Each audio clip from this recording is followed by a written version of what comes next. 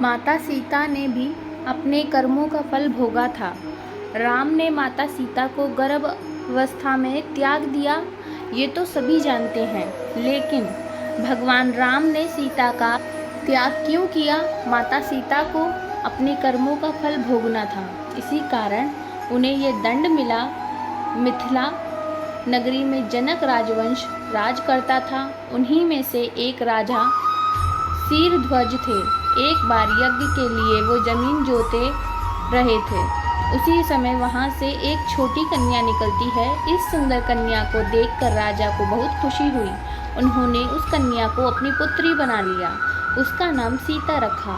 एक दिन सीता अपनी सहेलियों के साथ बगीचे में खेल रही थीं।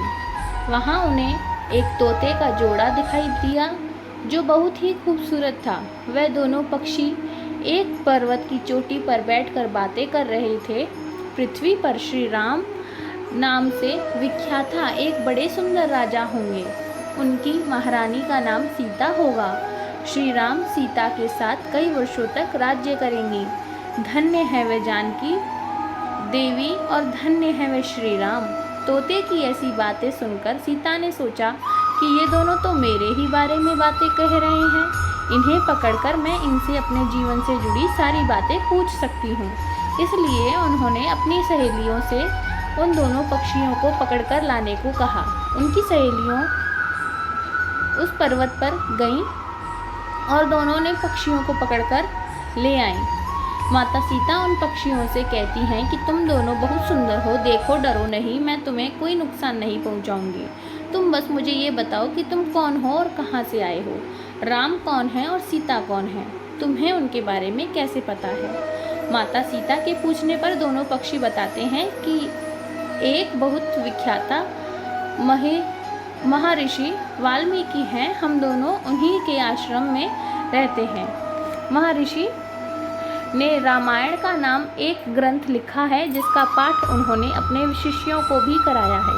उन पक्षियों ने सीता को यह भी बताया कि इस ग्रंथ में महर्षि वाल्मीकि ने बताया है कि महर्षि ऋषि श्रृंग के द्वारा किए गए पुत्रेष्टि यज्ञ से प्रसन्न होकर भगवान विष्णु राम, लक्ष्मण, भरत और शत्रुघ्न से 4 मानव शरीर धारण कर पृथ्वी पर जन्म लेंगे। बड़े होने पर श्री राम महर्षि विश्वामित्र और अपने छोटे भाई लक्ष्मण के साथ हाथ में धनुष लिए मिथिला आएंगे और शिवजी के धनुष को तोड़कर सीता से विवाह करेंगे।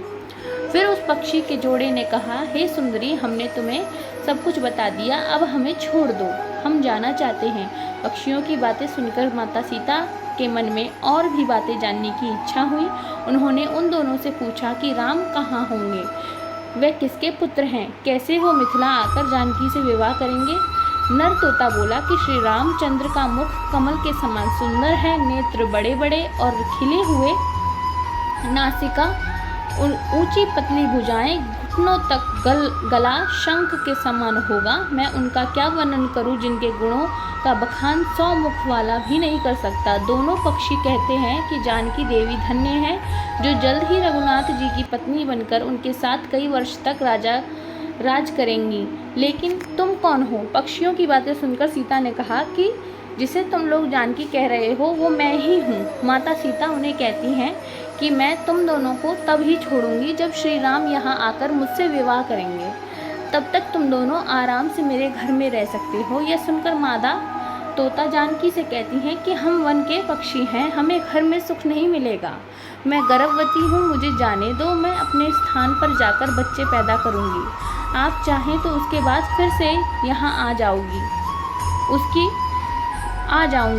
उसके कहने पर भी सीता जी ने उसे नहीं छोड़ा। तब उसके पति यानी नर तोते ने कहा, सीता मेरी पत्नी को छोड़ दो, वो गर्भवती है, जब ये बच्चों को जन्म दे देगी तब उसे लेकर मैं फिर तुम्हारे पास आ जाऊँगा। तब माता सीता ने कहा, तुम आराम से जा सकते हो, लेकिन ये मुझे बहुत पसंद है, तुम घबराओ नहीं, मैं इसकी अच्छे से देखभाल करूँगी। जब सीता ने उस मादा तोते को छोड़ने से मना कर दिया तब वो पक्षी दुखी हो गया।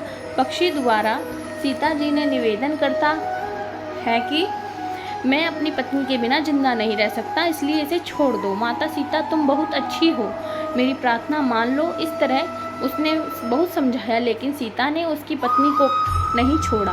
तब मादा पक्षी ने क्रोध में सीता को श्राप दिया कि अरे, जिस प्रकार तू मुझे इस समय अपने पति से अलग कर रही है, वैसे ही तुझे भी स्वयं गर्भवती की अवस्था में श्री राम से अलग होना पड़ेगा। कुछ दिन बाद पति से बिछड़ने के दुख में मादा पक्षी के प्राण निकल गए।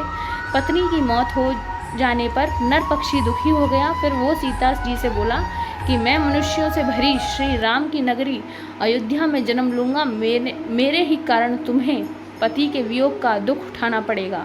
तोते ने भी अपने प्राण त्याग दिए। कुछ साल बाद उसका जन्म अयोध्या में धोबी के घर हुआ। उस धोबी के कारण ही सीता जी का अपमान हुआ। उन्हें अपने पति श्री राम से अलग होना पड़ा। उस तोते का श्राप ही सीता जी के पति श्री राम से बिछड़ने का कारण बना। इसलिए जब माता सीता गर्भवती थी तो उन्हें भी पति से दूर वन में रहना पड़ता।